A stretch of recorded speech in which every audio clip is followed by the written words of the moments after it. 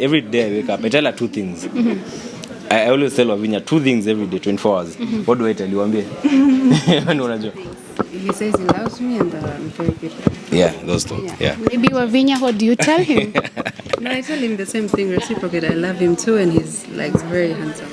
Pinski kwa ajili ya shughuli moja for the grand launch ya Buy Simu, na miongoni mwa watu ambao wamefanikiwa kufika of course ni Khalif, Kairo pamoja na Wavinya. Tunataka tupige nao story kidogo tujue inakuaje. Mambo vipi rubani? Mambo iko fresh kabisa. Kwanza karibu, alafu pili hongera. Mtihani wa pili naona uliopita. Lazima. Wa kwanza ilikuwa noma. Na hiyo mtihani inakuanga noma. You know, you given unapongo 1 year kufanya and you're given up to 10 attempts. It's a very complex exam. So ukimaliza hiyo now you can go work for the airlines. So it's a very serious exam. Ni kama zile za medicine. Hakuna sijui B, hapo ni either you've passed, it's an A or nothing. Yeah. Ilikuwa chance yako ya pili ambayo ulikuwa umepewa. But finally nilimaliza. So what would have happened ungefail ya pili? No, unapewango 10 times. You're actually given 10 times to do it. Yeah. So if those 10 times lapse, sasa wanakuambia sasa wewe you have to go back to school and start and just take your time and then come redo all of them. Yeah. Watu wamekuwa kidogo tu, watu wamekuwa kizungumza wakisema mbona umekuwa ukiendesha ndege na ulifeli, unajua, so watu hawaelewi how does it work. Hapana, there actually 2 licenses. Already I'm a licensed pilot. Even before I did the exam I was already flying. So I have what we call a private license that allows me to fly, like I can fly Wavinya, I can fly my family, I can fly in any setting provided I'm not getting paid. So now the commercial removes that restriction and also allows you to fly very big aeroplanes. So it allows you to fly passengers, paying passengers. So ukiwa kama sasa nikiwa na private, bado I can still fly even some light jets, but now inakuanga nayo restriction. You like lazima uende ufanye more studies so that you're able now to fly for big airlines and big planes. Yeah. We get to hear from Wavinya. The first time you're coming to an event in Kairo, yeah? Yeah, first time. How are you feeling? I'm a bit nervous, but fun. Yeah, hope it's gonna be fun. Yeah. Yeah. Who dressed your husband? You? Yeah, I helped him pick the outfit, of course. Yeah. And how has it been being with Kairo for the time you've been together? I mean, so far so good. We both knew exactly what we wanted when we were getting into this. Yeah, so far it's been fun and yeah, all good. Can't complain. Talking about you knew what you want, both of you. What is that one thing that you really, really love about Kairo? I think he's a very focused guy. He knows exactly what he wants. When I say that, like, I'm cutting across everything when it comes to businesses, relationships, everything. Yeah, he knows exactly what he wants. So he doesn't waste time just, playing around and everything. Yeah, wasting time and all that. Yeah. So that's one thing that I really liked about the guy. What do you like about him? Nothing. I'm really interested to know this. Bwana Rubani, mlipatana aje? No, I mean, social media. I've always been a fan of us actually. For quite a while, I mean, ever since she was Miss World. Kuna muona tu. She's mentioned that you guys really knew what you were doing or what you guys wanted. What is that one thing that you've learned from her since you guys started dating? No, I think she's very graceful.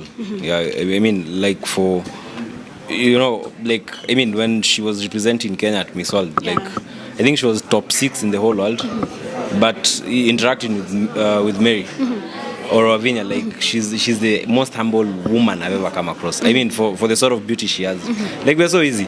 Tuendanga mali tunakula mtura, tunasimamisha Porsche kando, tunachukua chapos moja. Like, it's just easy. We're just easy. Nobody is forcing things. We don't live to a standard. As we just chill, we just live in life one day at a time. So I'm really impressed by how humble she is. Yeah. One thing. Every time pengine mtu ambaye anakuwa close na Kairo, that is friends, ex wake, always watu wanaingiaga pale kuanza kumchimba, kumtafuta, Waswahili wanasema kumchokonoa kwenye mitandao. Has it worked for you, and maybe how do you deal with such critics? I mean, it's okay. It's not the first time I'm having the fair share of, cyberbullying. Been a victim before as Miss Kenya, so yeah, it's fine. I know how to deal with it. it's just part of life, you know. Not everyone is as kind as you are. So yeah. And also to add on that, Kairo, sijui nimwite activist ama nimwite wapi, nikuweke wapi hapo, right? And anaweza amka post anything. How do you take it, like when he wakes up and post anything on Twitter, where? No, it's fine. You know, Kairo, he's his own person. Yeah. When I met him, it's not like I was trying to control him or whatever, or change the way he thinks or the way he does things, no. So I just let him do him as long as it's 100% respectful. On my end, you know, like respect is a deal breaker for both of us. So, yeah. Kairo, vipi Mr. Rubani? Mwanzo umevaa pamba nzito hapo.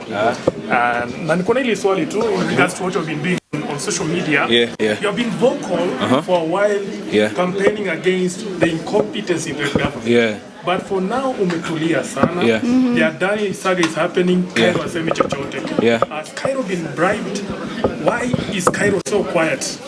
No, I mean, this might come off arrogant, but I don't think I have many problems, and I'd never go to bed with politicians. That's one thing about me. I'm so proud, and I have a distaste for the current breed of Kenyan politicians. But you know, I sat down and then I realized, like, politicians are not powerful because they came out of nowhere. Politicians are as a result of what Kenyans have. You know, we are the same guys who went and voted for these guys. So I just realized, look, one moment you'll be at the forefront, risking your life, risking everything. I mean, I have a business, creating very powerful enemies, but the next day, it's the same Kenyans who are going to attack you. And I was like, you know what, look, this is not my battle. But what I'm just hoping as a Kenyan, now as a private citizen, I don't hold any role in government or anything, is that in the next election, people are going to use their brains. You know, we're all going to think through before we do anything. Because right now, I mean, it's just things are not working right. And the moment you start taking these things to heart, trust me, you really, I mean, during those days, the days I stayed up late, I couldn't sleep, because you just look at this country and you're like, the madness, the insanity of one country can make you go insane. So I think I just came to a point and I was like, you know what, let me just chill. I mean, I have Wavinya to take care of, I have businesses to run, and we just wait and pray that we will be alive for the next election and vote right. Because that's the only thing that can save this country. And of course, we have been seeing Morana Kibaso, you know, doing the civic education. Yeah. Are you ready to support his ideas? Are you ready to maybe hata kama kuna pesa idea kidogo maana inawezekana? Well, for me right now, if there's one thing I'm really trying to avoid, and I really don't want to be involved with this politics, because I've learned one thing is that people are very selfish. You see, some of us are not driven by money, but there are so many people, and I'm not saying it's driven by money, I'm just saying there are so many people who you don't know, you don't know who's the master of these people. At times you might be doing things with people, maybe supporting an initiative. Kumbe at the chini ya maji watu wana pesa inatembea. So it's not coming from the heart, it's coming from a point of money. But you have to appreciate what he's doing. You know, the civic education is very good. I mean, that is something we can all agree and say, look, people need to think through, we need to get the right people, and we need to expose the lies that are in government. So that's something I personally support. But in terms of supporting more than that, maybe joining money, now that will put me in the crosshairs of politics, and it's something I really want to stay away from. Watu wanajiuliza sasa umepata leseni ya kuwa commercial pilot. Tutaacha kukuona ukituzia magari upotee kabisa au inaendaje? No, hapana. Okay, unajua hata sasa nikiuza magari, you know me, I still fly. Si niko shule. I've been going to school, I've been attending lectures, I've been going for flights. So nothing is going to change. What you might see is you might actually see me in a company. Flying in a company. Yeah, so I don't know. I still don't know who's going to hire me. I think I'll just finish up everything and I'll submit my request to those people I know. You know, I have friends in the industry, talk to them. So you will see me flying, but I will not be flying like full time. So you might see me flying on Monday, Tuesday. Then maybe the rest of the days, I'm just doing the kawaida thing, cars, you know, madam over here. Yeah, so just balancing church, the kawaida things. So I won't do flying like full time 24/7, but I'll do a lot of flying. How's Jetman coming along? Jetman is doing well. We've been doing quite a number of trips lately. Even this Kesho, we have a helicopter trip. I mean, right now we are pushing a couple of heavy transactions. There's a couple of heavy planes we are working on, deals all around the world.